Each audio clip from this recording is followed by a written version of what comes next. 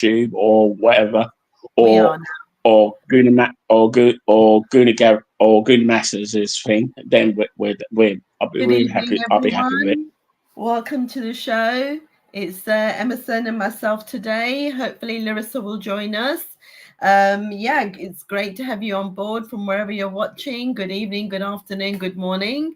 And yeah, London is red, guys. London is red. What do you think, Emerson? How happy are we today? Yes, it was a good result all round. It was a cagey start in the first half, as we saw. You know, whoever was watching it on TV, for those who was in the stadium, they would have seen something completely different than what people see on the TV. But it was an excellent result. Puts us back us in the driving seat. We've got Man City next week, which will be another tough away match. But first, we've got to get past Atalanta on Thursday. So we'll wait and see if we've picked up any injuries from today's match or any of the players that were missing.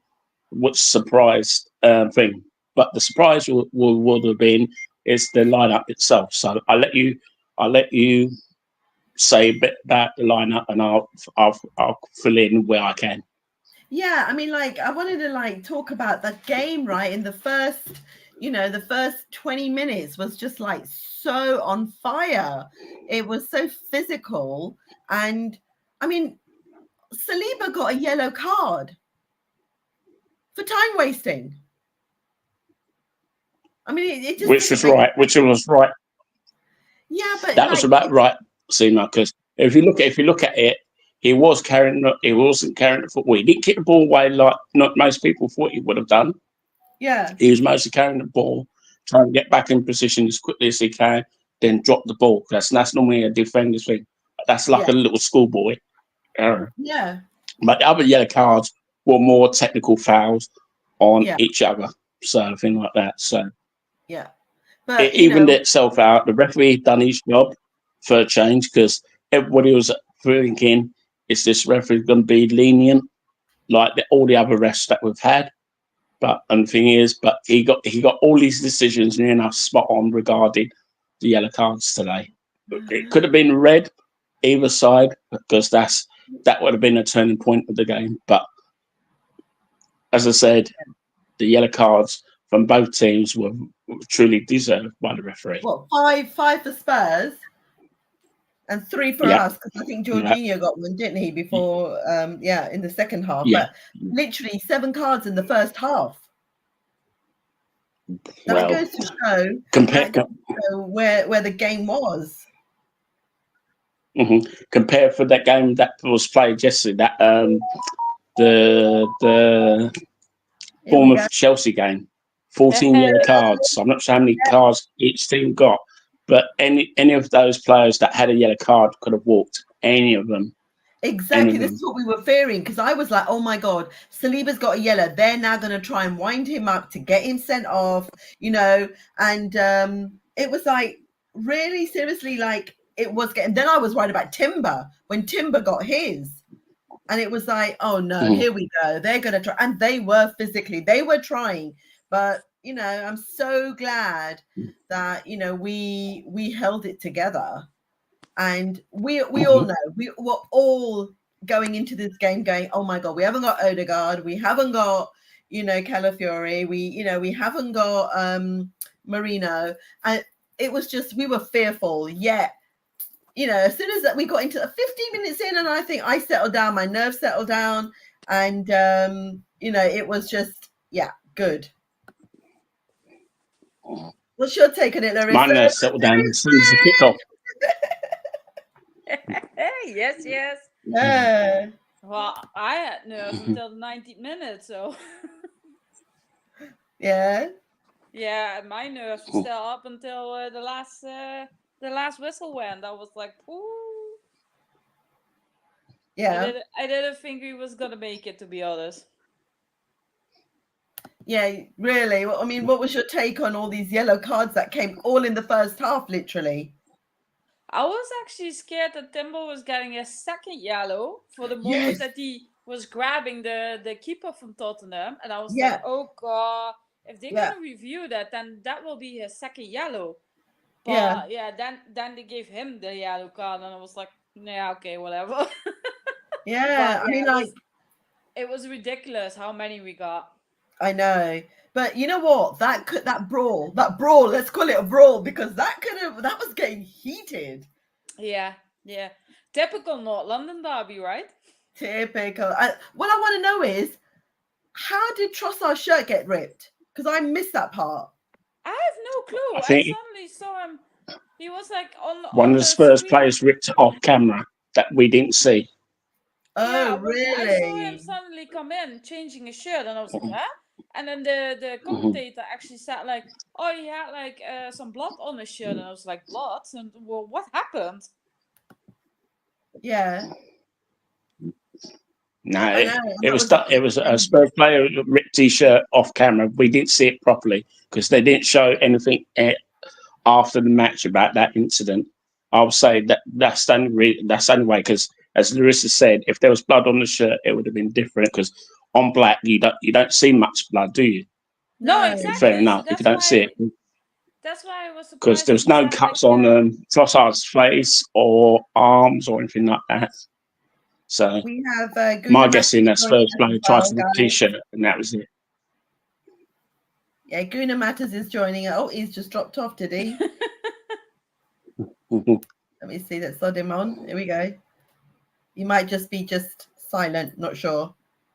But yeah, I mean, like, so a lot of us predicted what? Can you remember? I don't remember if I predicted on this game. I said 3-0. Oh, okay. Well, you nearly got it there with the cards, like we got 3, but they got 5.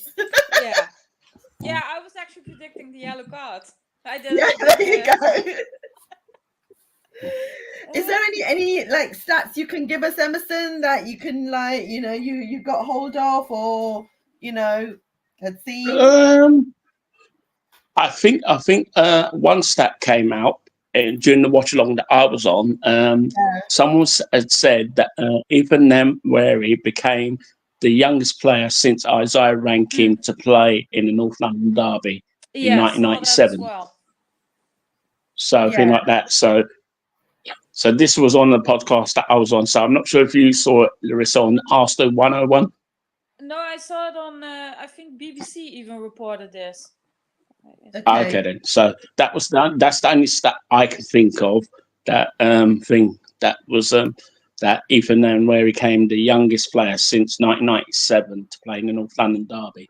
Right. But how good was it to see actually one of the younger guys coming off the bench?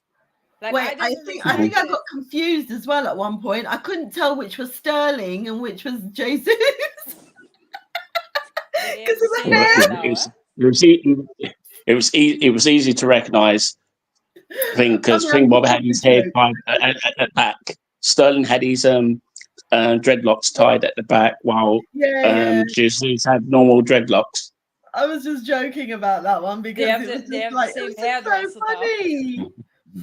Yeah, but anyway, listen, I have a stat for you guys. I was just looking it up, and there's a stat which is really good. So Gabby has scored 10 headers, okay, and he is one of 4 Arsenal players to do that. All right, so Giroud was 1. He had 27. Ian Wright had 14. And Adebayor had 12. So he's moving up the ranks, and we're only into the 4th game of the season. Yeah, and the fact that all these 3 players are not there anymore, so he will be leading. Exactly. Hopefully. And I don't know about you guys, but I thought this game's set pieces were a lot better than the previous game. I think, Saka taking the corner was a lot better, where he was over kicking the ball in a lot of the other in the past game. Yeah, apart from that one corner where he wanted to go short. Yeah, that too. But it was a lot better than he's done before. Yeah. So and also, can I add to this? Also, can I add to that point? Reason why how we got that goal is because if you notice. For the whole match, whenever there was a corner from both teams, they were jostling in the area.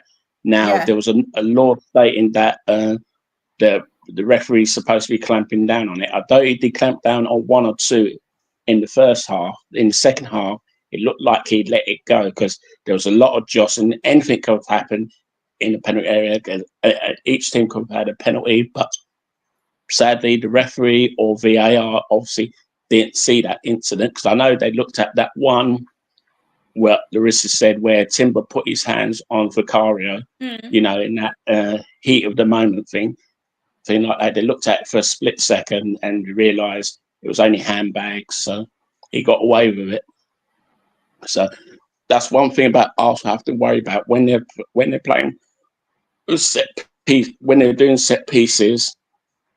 Be more disciplined, more, you know, try not to push your opposition out of the way because you're going to concede a free kick and that's it. And before you know it, the goalkeeper can hoof it up and that's it. And it's the same thing when Arsenal are defending as well, because a lot of teams are going to try and do that because mostly do zonal marking.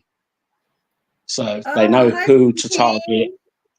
They know who to target on each game. So obviously, because when the cross came over from Saka from the corner, because if you notice, Partey was involved in the middle of it, and then Havertz was in the middle, but Havertz had pulled two players away to give Gabriel a clear header in the middle of the goal, and obviously we scored from it, and it gave the goalkeeper no chance.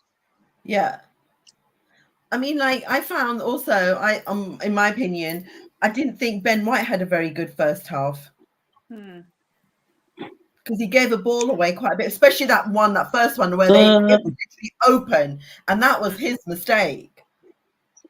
So I'm not sure where he was today. He definitely wasn't in the stadium, that's for sure. Yeah, but also the chance for Martinelli should have been actually a 1-0. Oh. Or he could have just passed to Saka. Saka was right there. Yeah. But I don't think it would have got to Saka. Personally, I don't think it would have got to Saka. I don't think it would have got to Saka if the pass was decent. Yes, if it's like the way he done it, it would have got to Saka. I think the defender would have done enough just to shoo off Saka, and it would not give Saka a chance to shoot because it would have been on his right foot if he was going to shoot on goal, not his left foot, as we all know. His left foot's more deadly than his right. Yeah. I mean, overall, who do you think stood out for you? I mean, I know Sky actually made an error by saying Gabriel Jesus was man of the match, but you know, it was obviously Big Gabby. I saw Big that. Gabby. I was like, huh? How did he come man of the match? He only played like 10 minutes. I mean, I don't even think at that point he had touched the ball. Yeah, I don't even think he did, but yeah, but I did like Timber. I thought Timber was very good today. Yeah, he was. Yeah. I mean, even also that foul that he made, like he was so smart to keep his foot on the ball. Turn. That could have gone so bad. I mean, exactly. Like that could have gone very badly. But the way how he did that, like he was so smart about it, and I was like, whoa, okay. But he had a very strong game, I have to say. Also for not playing for like a year with us, so he did really good. Yeah. And what about my man of the match was sorry, go my on. Man of the match was Gabriel.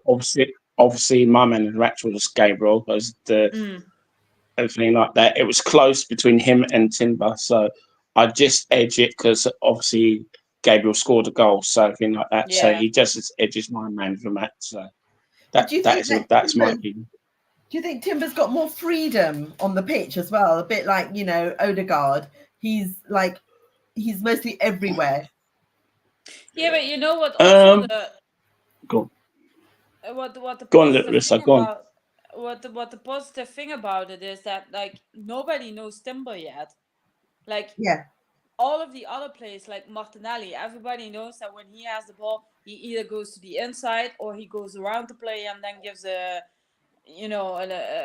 kick. But nobody knows Timber yet, so they don't know how he will move through everybody. They don't know how far they can go with him. So I think that's also a plus. Like, and that's the thing that it's good when we have new players, because then, you know, they can make surprises. So I was actually like thinking, like, I think 20 minutes before the end, that I thought, like, just bring in these new guys. These new guys, they have moves. You know, all of these academy players, they have the moves. They have like fresh legs, obviously. So, you know, they can surprise us and maybe even go for the 2-0. But yeah, only like, what was it, 5 minutes before the end that Narowi came in. So I was like, yeah, it's not a lot for him to show what he got, of course. So, and then at the end, we got lucky with Big Gabby, like where he kicked that ball away. I mean, it was also a little bit like, ooh, that could have gone to a penalty if the ref decided, like, I cannot say that word anymore. Yeah, don't say that word. But you know, so it was a little bit like, I was like, oh, it was close. It was really close. Yeah. I think we lost Emerson. Oh, did we? Yeah. That's okay. We can still go on. He'll jump on. But yeah, I mean, obviously, Big Gabby, brick wall. Exactly. No, but how good was Saliba? There was a couple of times when Saliba was, getting in there, getting the ball, and and then we were a bit worried when he got his, yellow, but I was after that fearful yellow, for that. you could see that he was toning it down a little bit. Like, he was like, uh-oh, can I get a second yellow? So yeah, I should have worn that shirt, and we would have matched. Yeah, but you know what? But what do you think about? I felt that in the first half we were losing the ball in the midfield. Yeah, a lot, actually. A lot. But you saw also at one point there was like such an open space at midfield, like everybody was in the back, and then I think it was Saliba who took that ball and he started to run, and then he wanted to pass it and nobody was there. Yeah. Like, because there was like such a big hole on the midfield, and I was like, where is everybody? Yeah. And also Raya, clean sheet on his birthday, so. And I think he did a couple of good saves as well. He had some really good. I mean, the first one in the beginning, I was like, where he also got like when the ref also protected him, of course. Wasn't it almost like we were giving them the ball to take a shot? Yeah. That first half was very nerve-wracking. Well, there was in the second half, I think we were already like 10 minutes in or 15 minutes in, like some kind of stats popped up, and it showed like we had more possession, like we had 55 possession against 45 from Tottenham, but they had 3 shots and 3 on target, where we had 0-0-0. Yes. And I was like, okay. Yeah, you're right, Musto. Welcome to the show. It should have been more than 0-1. Yes, for sure. That open chance with Martinelli, as we've just spoken about. And I mean, that's your opinion, and we agree with your opinion. It should have been, but unfortunately it's not. But all we care about is the fact that London is red. We went to the Spurs, we parked our bus in their backyard, and we came back winning. There was actually a question from Musto before that one. Oh, yeah? I am only worried about the attack because it was not clicking good together in this game. Any thoughts on that, guys? Yeah. Oh, yeah. Yeah. I mean, there was, but I think that was also nerves, because they've gone into this game psychologically, not physically, but psychologically. No matter how much they would have been trained, I'm sure that they went into that game thinking, right, we haven't got Odegaard, we haven't got Rice, we've got to do this, and we've got to keep to the plan. And I think they stuck to the plan. What do you think, Emerson? Yeah, I agree with all the points. Sorry if I cut it out just a while ago. But as I said, I agree with all your points. But there's there's one thing. There's one chance that we did have in the first half that you haven't hit the spot on. Is that chance that Havertz had with the header, where where the goalkeeper and the defender scrambled it off the line. If it was more powerful and he headed it in the other direction, it would have been 1-0. But as I said, that was the only chance that Havertz had for the whole match, something like that. But he done his job, that held up the play where he could, something like that. Yeah. But I got a feeling some of the players, it could have taken its toll, because obviously some of them were on international duty and things like that. So coming back from international duty and then playing Premier League football is a different thing, because they come down from cloud nine from their countries, and things like that, if they won both matches. And then, as I said, they might have had a day off, and then they've gone straight into training, which would have been around that Thursday. And they had a training session Friday, and then obviously another one on Saturday morning before the game, thing like that. And then after that, they would have had their lunch, gone home, came back, meet at the Emirates, and then get the coach their team hotel where they stay on Saturday night, and that's it. So they would have had everything done, so everything would have been done. Sorry, Emerson, carry on. So that's all I can say. That's all I can say regarding the Havertz chance that we didn't pick up on. And there was also Sterling's chance when he came on. I mean, he literally couldn't get through that gap, could he? No. I must have missed that one. Because looked like he was going to do it. I mean, any day you probably think that's in. Mm-hmm. But I mean, exactly. I mean, it is what it is. And you could see that there was a lot of nerves out there still. Going into the second half as well, you could see there was nerves. And I'm sure, and actually the cameras did pick it up, didn't they? When Saka went down and he asked to come off. And you could see Arteta turn and say, now what do we do? Like, who do we put on? And, at some point I thought Kiwior was on the bench, wasn't he? Yeah. So at one point, I think I had this conversation with my son going, he's going to bring on, is he? And then all of a sudden we see, Ethan getting out. So, I mean, that was quite a debut. I wonder how his nerves were coming on. I think he loved it.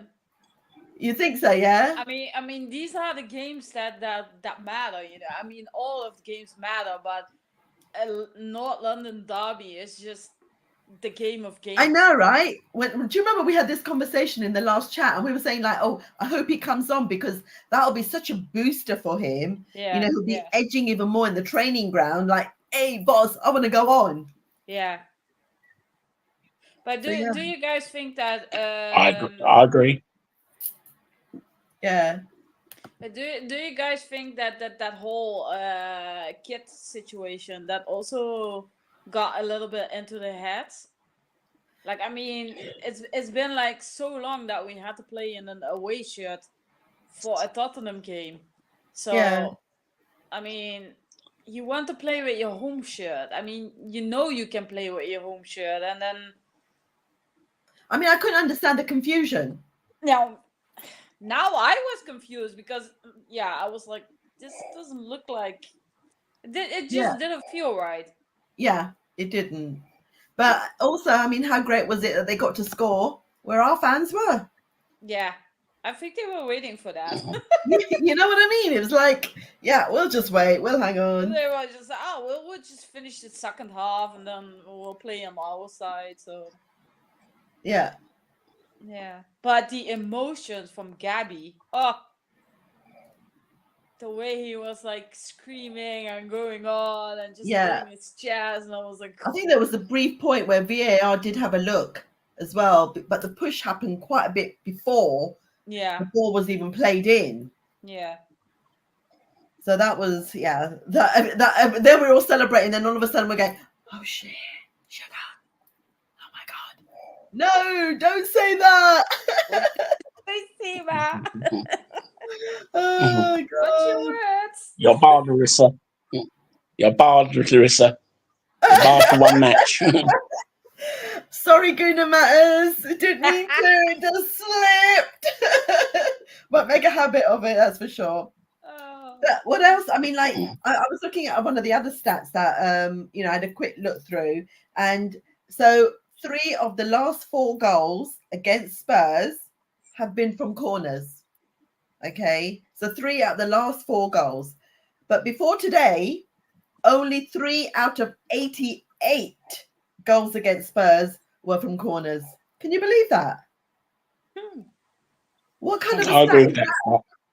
Sorry? I agree with that stat. I agree with that stat because Yeah. don't forget with in last season's fixture, you notice that with Odegaard shot from long range.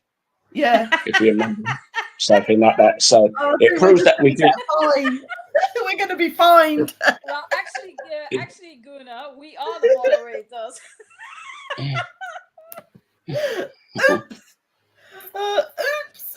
are the moderators. Yeah, exactly. So Larissa, you're banned for 1 match. Yellow card. Damn. Well, I will be in the UK anyway next weekend, so We'll be together. I will be banned then for 1 match. But anyway, so let's carry on a bit.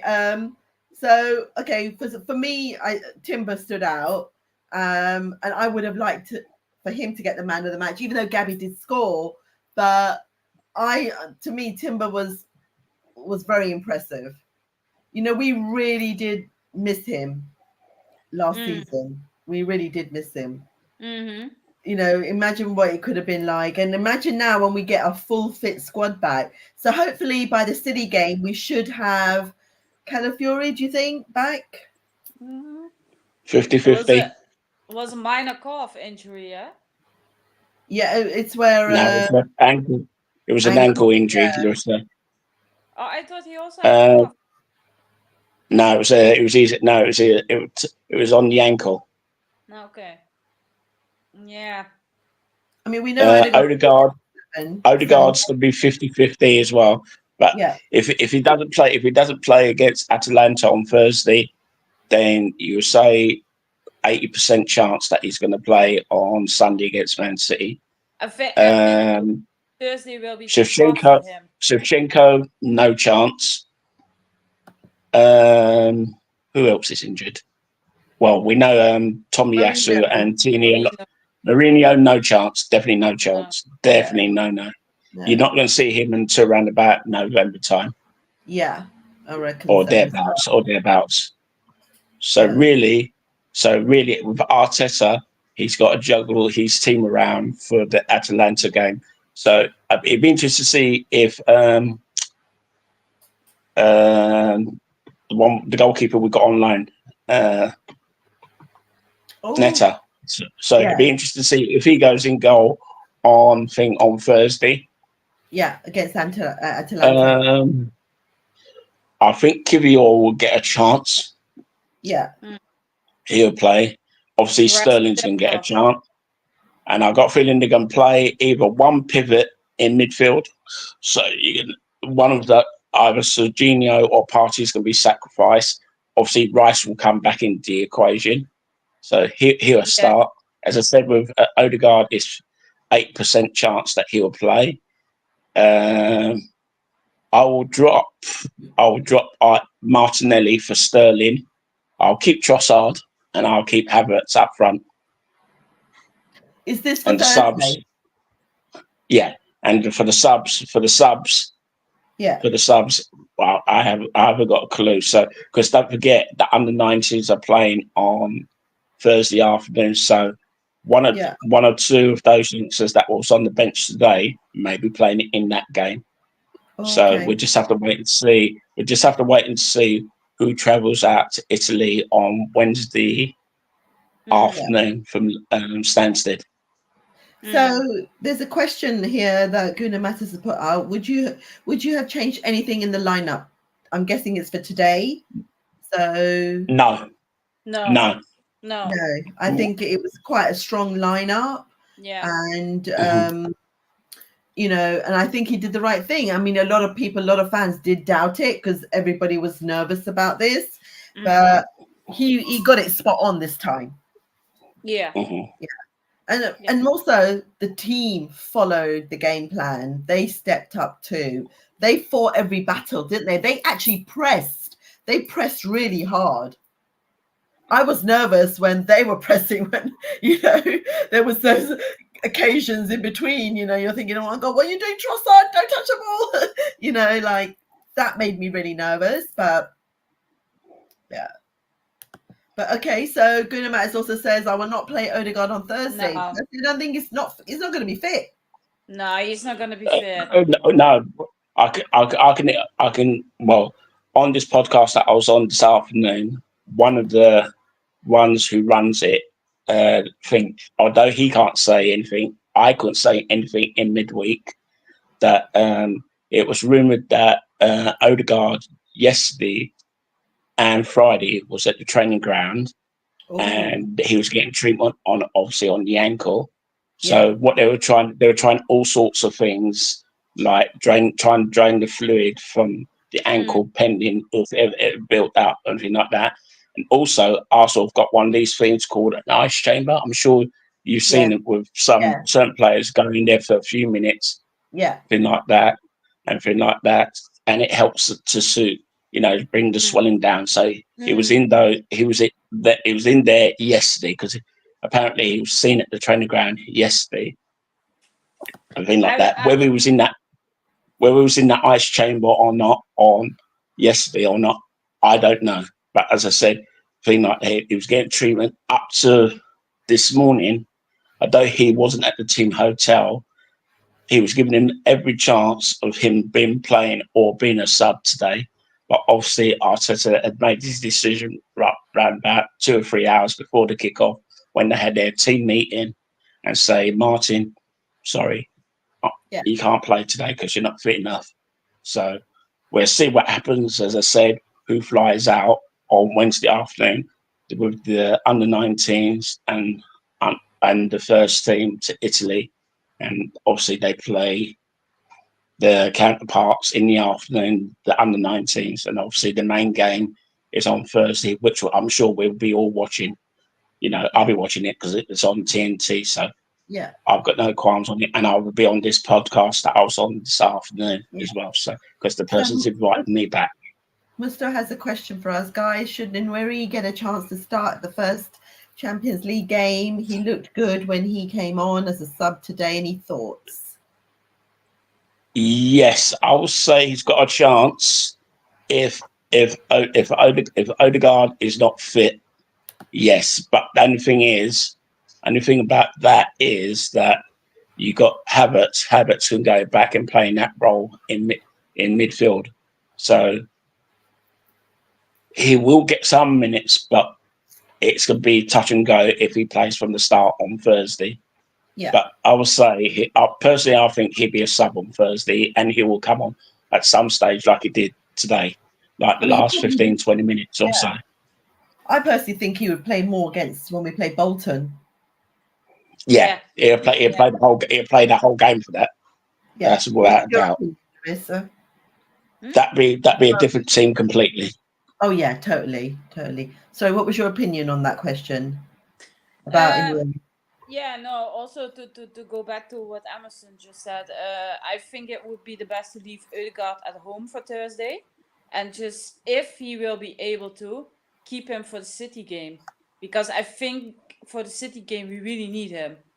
And to get back on the Eton one, I would love to see him getting more minutes, but I don't think a Champions League game will be the best game for that. Like, I would give him like 20 minutes at the end, just like they did today, only then more than 5, of course. But to get him start on a game like that, I mean, you also have to think like his nerves. Like, it will be the first time this guy will be playing a Champions League game on that level. So I think, it's better to build him up to that one. Yeah, and also we need to win the Champions League games, don't we? Yeah, exactly. So it's got to be another strong team. Yeah, like, it's not like we don't have any trust in him. No, it's more like the fact that Champions League, is obviously high on the list from everybody at Arsenal.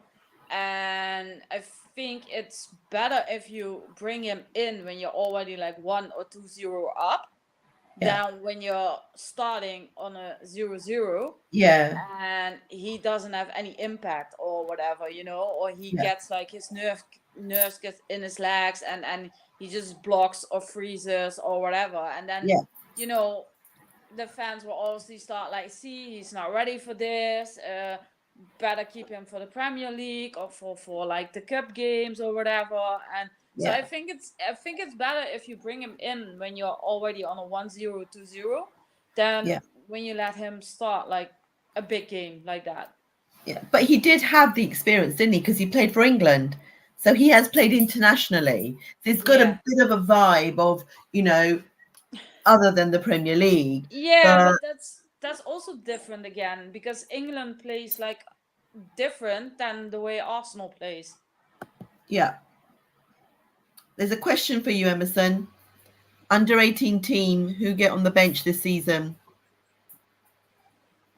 The ones that you now saw today, except for the two that I will mention shortly. That I said to you off air. I think I'll say it's going to be Ethan, Miles, and possibly Hayden Heaven will get into the thing. We'll get into the squad for this season. Should we pick up any injuries that are going to be keeping players out for more than, say, 3 weeks or more. And regarding under 18s that played yesterday, well, I haven't seen much of them play live myself because obviously I was, on my phone, on Twitter, thing like that, and obviously I knew someone who was watching that match who was giving me information as well. So it's going to be touch and go who's going to go from the under 18s to the under 21s team, but you get a better idea when they play Atalanta's under 19s on Thursday afternoon, of which I'll give you guys updates regarding that match. It's a shame that it's not going to be on TV, because sometimes they do put some of these under 19 matches on TNT in the afternoon. I'd be surprised if they changed their schedule and put a match. But I'll wait and see what happens on Thursday. And the funny thing, why it's been played on a Thursday, because someone was saying on this other podcast that was on this afternoon that UEFA want the Champions League spread over 3 days, Tuesday, Wednesday, and Thursday. Now, you think about it, I know it depends how many Italian teams are playing in Europe at the same time at home. Now, if there's quite a few, obviously it's going to cause congestion with fans getting to that part of Italy, especially Atalanta, because I'm not sure where it is, whether it's north, south, east, or west. Yeah. Something like that. And it's a small ground they're playing in. So Arsenal's allocation for that match will be cut short to around about near enough 1,000. Wow. So they're about, but for the under 19s, it'd be at their training ground. So I'm certain some Arsenal fans will go to the training ground early in the day and watch that match as well. So I'll give you updates on Thursday of the team and things like that, and then you get a rough idea who played from the under 18s yesterday, and they merge with some of the the ones who are aged under 20 or less will play. So we know that Ethan Miles and possibly Hayden will not play in that game with the under 19s on Thursday afternoon. So they're 3 dead certs for the squad on Thursday. Should our injured players not recover? Yeah. Okay. There's a question from Musto. Do you guys think this is Arsenal's year to win the Premier League? I really hope that we can stop Man City from 5 in a row to win the title. Any thoughts? What are your thoughts? It's not going to be easy. It's not going to be easy because because I know we're 2 points behind Man City at this stage. Now, if we win on Thursday, next Sunday, we should be around about a point ahead or something like that. Yeah. So really, these early matches don't really say who's going to win the Premiership. Now, if Arsenal had lost today and they lose to Man City, some people will say it could be title over already after 5 matches. Yeah. So as long as if we could get a good result, whether it's a draw or win next Sunday, I'd be happy, and like most Arsenal fans, be happy. I'm sure you guys will also be happy. Yeah, for sure. What's your take on it, Larissa? Yeah, I think I think a win would be the best. Like Emerson also said, we go like 1 point ahead. But yeah, it's City. I mean, Haaland has scored like what? Three Hat tricks. Thank you, Sima. 3 hat tricks already in 3 games. 9 goals in 4 games. Yeah, it's crazy. Like I was joking last week about it. Can our big Gabby not fall on his legs and have him injured like he did with Marino? I mean, Yeah. So yeah, no, it's I actually I have no idea how we can even stop City. Maybe throw another 10 charges against them. Maybe that will help. But whatever charges they have this season is not going to apply this season. no. So I think that's wishful thinking. But you know what? We really need to what's the word? Think positive. Yeah, no, of About our course. And team. I think if we keep the same defense as we had today and against Brighton. Oh yeah. I think we had the same defense against Brighton as we had today. I think we make a big chance, actually. Yeah, because I think against Brighton, didn't he play 3 up the back? He played 3 at the back, but today he played 4 at the back. Yeah, 5. He played 5, Seema. Yeah. Okay. The reason he played a different tactics than he normally plays. He played 5-3-2. Yeah. And the person that played at the back was Thomas Partey. He was more like an extra, like centre half. Yeah. In the back room. So it was 5-3-2 that he played. Yeah. But do we actually have Rice back on Sunday, or is he like on the game back? Yes, we do. We do. Yeah, so that's also because he will be playing in front of the back line. So yeah. Because I think he will be playing on his own position. I don't think he will take over Odegaard's position. So I think he will stay on his own, like supporting the back line. Yeah. So that could actually give us some chances. Yeah. Because regarding that Rice situation, there is for next Sunday, because that means you sacrifice either Jorginho or Partey as the pivot. So one of those has to be sacrificed.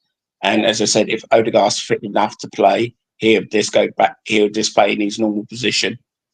But as I said, we'll wait and see what happens for the rest of this week. From Tuesday onwards, and see if he's progressing or the injury is still causing a cause of concern. And then from there, because we know he ain't going to play against Bolton, that's for sure.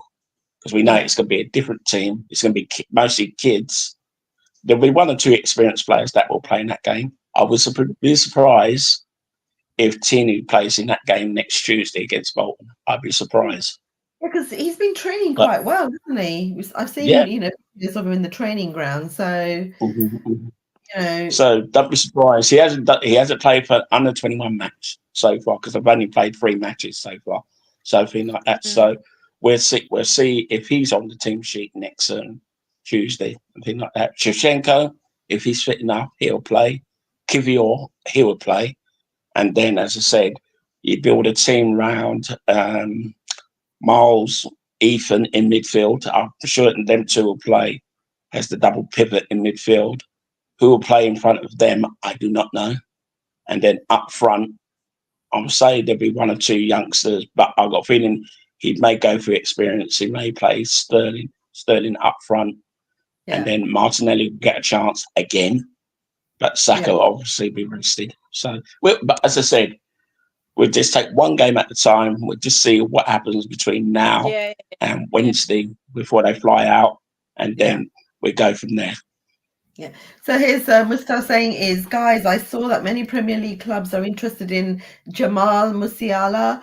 I think this guy would be a perfect fit for Arsenal. It was also saying that he rejected a contract offer from Bayern.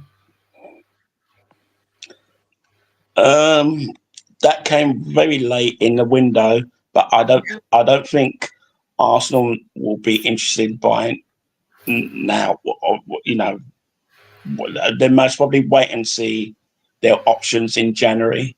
If we haven't got any serious injuries in January, then we'll see. They might get just a bargain buy just to boost the squad. But I've got a feeling they're going to leave all their resources until next summer, where they go out and out and get a striker. Fingers crossed it's going to be Bucharest or Sporting Lisbon, because there's no way Sporting Lisbon will sell him in January, because obviously we're going to play him in the Champions League away at their ground. So we'll see what he's like when they play against us later on in that Champions League, league format as well, because I've got a feeling that's going to be our last away match in that league group, because obviously you get 3 points for a win, obviously 1 point for a draw, obviously nothing for a defeat. So the more points you can get, then it eases you through to the next round as well, because then you get to knockout phase. If you finish second, then it comes a bit more trickier, because then you have to play that extra match in either before Christmas or after Christmas. So it'd be interesting to see how this format's going to work out regarding win, lose or draw, with the teams that have been playing each other. So we get a rough idea on Tuesday when the first round of matches will be played, then obviously our game on Thursday. But we'll just concentrate on our game on Thursday as it comes, and then we go from there onwards in who we play after that. I think it's PSG we play at home. It's the one after that one. Yeah. And I'm not looking forward to that one. Yes, so am I. Okay, good. Sorry, go on, Emma. Finish off. The reason why I'm not looking forward to that match, because their ultras are going to come over, because what they've done in Newcastle, they will cause havoc at the Emirates, because I've got a feeling we're going to have another Cologne on our hands at the Emirates when we play PSG. And hopefully the police are going to be out in force to stop that from happening, from them coming into the ground or anything like that. So let's hope their fans be well behaved when they're in London, because obviously they're not, because they cause trouble wherever they go. And they got, as we know, in France, it's a mixture of different nationalities in there. So we'll see what happens on that day. Because one thing's for sure, I didn't go into for the ballot to go for that match, because it's a category A match. And as I said, I'm not paying over £100 just for to sit upstairs. No way. So I think to myself, let me find my little corner where I normally watch the matches. If not that, I watch it in there in the safety of that place, and hopefully there should be no trouble before and after the match with the PSG fans. So Guna Matters has got something up. A lot of people, mainstream media pundit, rival fans, have written Arsenal off today. Having won today, put some respect in the Arsenal's name. Damn it! Stop them hatred on the Arsenal. You know what? Personally, even us winning today is still not going to stop them from hating on us. No. But it's because they just don't like teams doing so well. They just don't like us. Yeah. I mean, it's all City with them. Yeah. So. Just like, as I said, as you said, thing like that, as I said, all these different podcasts today would have gone on meltdown today. because I've seen it briefly on on all these other podcasts. Some of them have done it like as watch-alongs. Some have done it like as we're doing it after the match, everything like that. And some of the crap they talk about, I'd say that there are two Arsenal fans. Well, I'll say one Arsenal fan. I'm not sure if this guy is a genuine Arsenal fan himself. They contradict each other on their shows, everything like that. And they talk the most crap about Arsenal. One says he knows about Arsenal. He said he's got the inside information of what's going on, everything like that. Now, I'm sure certain when they both saw the subs bench today, I bet one of them said, "Oh, the bench is fixed." It was like it was about 2 seasons ago. Because remember, my cousin was on the bench, for one of the thing, and he was on the bench for most of the Premier League matches. Obviously, he didn't get his chance. Yeah, and like that. Now, regarding the bench today, it was a shock to see, because when I saw the lineup at say 1 minute past 2 when 1 minute past 1 when it came out, I was shocked when I saw Kukuri, Hayden Heaven, Ishmael Kabaye, and everything. And who's the other one? Yeah, them three. There was most of them three. I said, they were the only three that I was shocked at. I wasn't surprised to see Miles and Ethan in the squads, because I expected them to be in the squad, because they're the next midfield generals of Arsenal for the future. If they both stay at Arsenal for a long period of time. Yeah. Now, the other three players that I mentioned, I've already seen play this season. Now, Kukuri, he can play as a centre half. Okay. Thing like that. Kivior, we knew would cover the left back and right back positions should anything happen to Ben White or Timber. And Hayden Heaven, he can play as a centre half, but he can play as a centre midfield player, because when he was playing for the under-17s a couple of seasons ago, he was a defensive midfield player before Jack Wilshere converted him into a centre half. Now, I've only seen play a few matches in pre-season. Obviously, I saw him on the first match of the Premiership 2 fixtures this season, and then he's another gem for the future. Okay. So Arsenal really got to keep these youngsters not tied down, but they will get their chance at some stage this season, because the perfect opportunity to see them all play will get Bolton. Lucky enough, it's a home match. It should be a big crowd, around that 50,000 at the Emirates Tuesday week, and then they can judge them from there, something like that. So I've seen them play. I know how they play, everything like that. So something like that. And some of mine you saw them when they played in pre-season in America. Yeah, just gone, something like that. But other than that, because I'm sure you have seen Hayden Heaven from last season. Yeah, I think he was playing in the under-19s, under-21s against Man City. He was playing some of the under-21 matches. He played some of the under-21 matches, something like that. And then, as I said, regarding Ishmael Kabaye, he was another one. He was another one who signed his first professional contract this summer, as well as that Maldini Kukuri, something like that. They signed their first professional contract this summer. So they're at the club for another 2 years. Now, when Kukuri plays, he's more different than Hayden Heaven, because sometimes when I've watched him play, sometimes he has me on edge at times, like that. But slowly, he's getting more composed on the ball. He knows how to pass. He's good in the tackle, and like that. Don't get me wrong on that side. But it's when he's on the ball, it sometimes cringes me, because when he plays it back to the goalkeeper or to one of his colleagues, like that, it has to be right. If it's not right, the other team can capitalise, and before you know it, the ball's in the back of the net if they get the advantage. Now, Ishmael Kabaye is something completely different. Like that.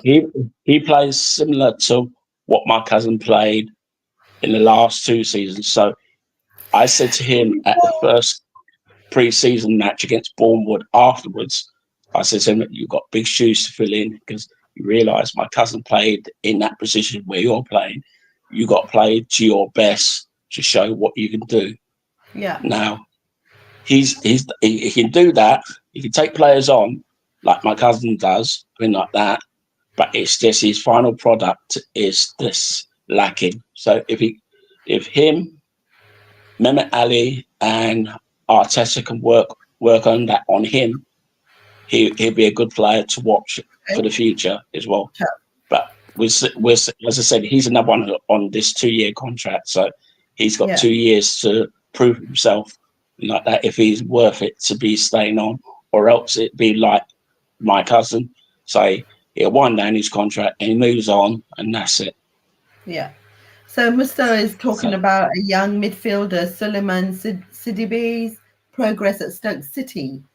So, I mean, what do we think about him? Because Arsenal are keeping close tabs on him, as well as Chelsea and Man City. Do you know about him? These youngsters that this guy's coming out with, they're more academy players for the future. Right. So, because we've still got a few gems in the under 18s that will play some part in the under 21s this season. Thing like that. So Jack Wilshere will tell these players, grab your chance in the under 21s, see what you can do, thing like that. And obviously he would get a rerun of that match they played, and he can assess to see if they can make any progress for further into the under 21s proper the following season. Okay. Is there anything else you'd want to mention about the women's, Larissa, about the women's game? No, we have our game on Wednesday. Yeah. But haven't seen anything yet about it so far. Fit squad? Sorry? We've got a fit squad? I haven't heard anything about Steph Catley yet because she was still out with a muscle injury. Okay. But haven't seen anything about that yet. Beth Mead was obviously back with the squad. Yeah. She even played like the last game. So she will be back. Curious to see if she also will get to start. Yeah. Because we already had like a very strong starting 11. And for the rest, haven't seen anything yet for injuries or something. So we will see on Wednesday. Cool, that sounds good.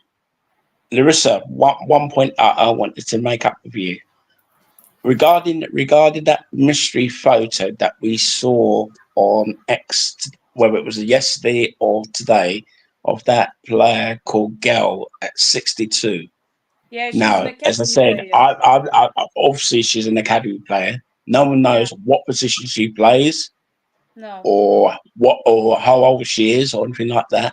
So it'd be interesting to see. If someone can give more information regarding that, because all I was told, as I said, I think it was stated that it was a friendly against West Ham yesterday. Mm-hmm. Well, where it was played, no one knows, anything like that. So that was a total mystery. And then you mentioned later in the day that Aston Villa beaten Man City or something like that, 2-1 or something like that. Yeah. Yeah, so no one knows. As I said, regarding these friendlies with these WSL teams, you don't know where they're going to be played or anything like that. They'll all keep them secret and before you know it, it's on X and things like that. And then it shows, just shows the result. And if any players, thing like that, they'll show who may have scored or anything like that. So it'd be interesting to see how this WSL starts next weekend. Obviously, our games next. Is it next Saturday or Sunday? We play on Sunday. Sunday. Yeah. Yeah. So as I said, because I know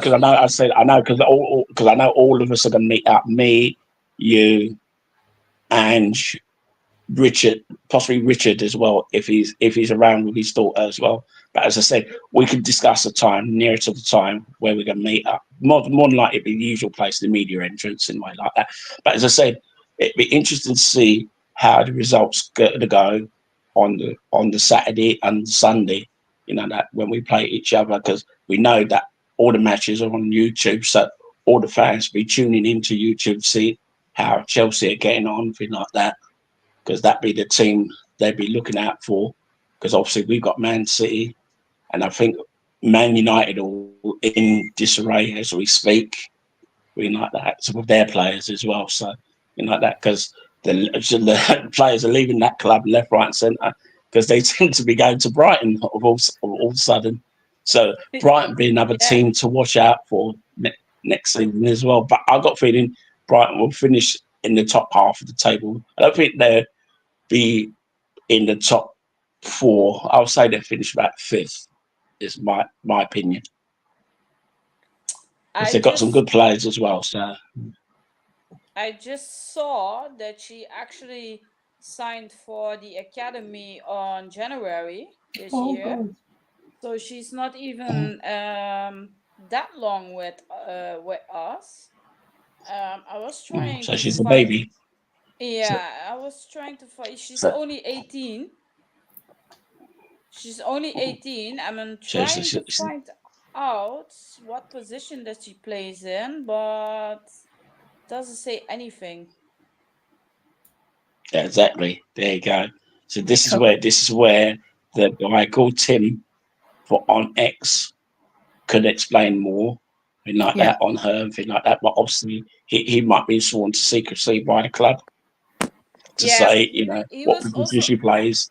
He was also actually surprised to see that we had a behind the closed door match against West Ham. Like nobody knew about it. Obviously, they want to keep the fans away, probably, so that they can have like tactical things and stuff like that.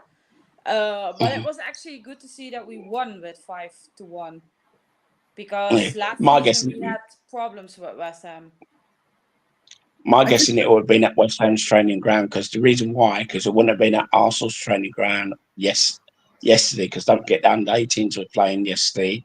Yeah. And obviously the first team trained in early part of the afternoon after that match, being like that as their last training session before today's match, like that. So thing like that. My guessing it was at West Ham, because obviously it was in the black colours, so it's obviously it was away from home. Yeah. Like something like so. My guessing it would have been at West Ham's training ground, or where West Ham's academy team play at Rush Green. Okay. Sorry, didn't even actually get to mention. Sorry, hi Colin. Sorry, I didn't get to say hello to you earlier, but you have a question here as well. And about Timber, how brilliant was he today? And yes, he did go straight into the North London derby. There you go, Colin Young. Yes, Timber got straight into the mindset of the North London derby. Brilliant. He was really good. Yeah. And then we have one here, Musto. Liverpool are all set to compete with Premier League rivals Arsenal and Newcastle to secure the signature of Angel Gomez. Okay, team talk. Well, I mean, Liverpool lost yesterday to Nottingham Forest. Hey, they got stuck in Nottingham Forest. What? I saw this this morning on Facebook. It said like, "Oh, Liverpool seems to be stuck in Nottingham Forest." Yeah. And then they had like the bus stuck in the forest. Yeah, brilliant. It's like this is amazing. Like really, it had me in stitches. Yeah. But with this guy Musa, what he's speculating is irrelevant, because we know teams can't sign any players now until January. Now, because all these rumors that he's put on, in the chat, thing like that, is irrelevant, because we won't see nothing and be done until January. As I said, it all depends who we need at that time. If we could go through the season and Havertz and Jesus are fully fit. Well, I can't say Jesus is going to be fully fit. Havertz will be, anything like that. So we won't get a striker. I've got to feel they may look around and get an emergency striker in if the right player comes along. But as I said, if it's a player that's in the Champions League, it's going to be hard to get him away from that club because obviously he's going to be cup-tied for the Champions League campaign. But then again, he may play because there might be a UEFA guidelines say that player can play. Then we sacrifice one of our English-based players, for his place, if you know what I mean. And then, as I said, go on. I think right now we can only sign free agents, right? What, free English? What, free non-international players? Agents who have no club, who have no contract. Oh yeah. We can sign. We can free agents. They We are can the only sign. ones that we can sign. So all these. But the thing is, Arsenal won't go down that. Arsenal won't go down that option and get a free agent unless it's the right player they need. It could be that one who left Juventus, who they're touting about, that French midfield player, being that Rabiot or something like that. That. He's touted to come to Arsenal in January. So we'll just have to wait and see who the players we need in January. As I said, pray and hope we don't get any long-term injuries for more than 2 or 3 weeks. Then, as I said, we assess the situation again in January, because I got feeling that's what Arteta and Eddie will do. Most probably they'll be looking around to see if there's any free agents in January. Thing like that. They won't leave it. They'll leave it to around about, say, November, December time before making their decision, and they'll obviously have a board meeting and then decide what's going to go from there. Okay. Right, guys, so can we get our predictions in versus Atalanta? I reckon 3-1. And hopefully, Gunnar Matters, you are actually going to record this for us, please. So I say 3-1 for us. Regarding Atalanta, they won today 3-2. They looked like they're runnable in defence. So I'm looking at a close 2-1 win to Arsenal. Okay. Yeah, me too. 2-1 as well. 2-1. Cool. Hopefully those will get recorded with Mustos and Collins and everybody else, and as well. So guys, probably gonna predict that right again. Yeah, She also had this one good, so. Great, guys.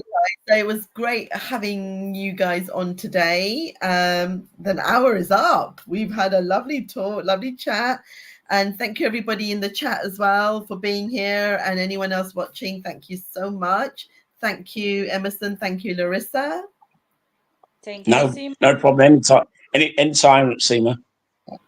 Thank you. And we'll see you on the next one, guys. Yes. And we, Emerson, meet each other Sunday. Very soon. Yeah. Yeah, we'll talk about it in the chat on WhatsApp where we're going to meet up. Yeah. Definitely. I'm going to go off. Like that. Good night, everybody. London is red. Good night. Woo!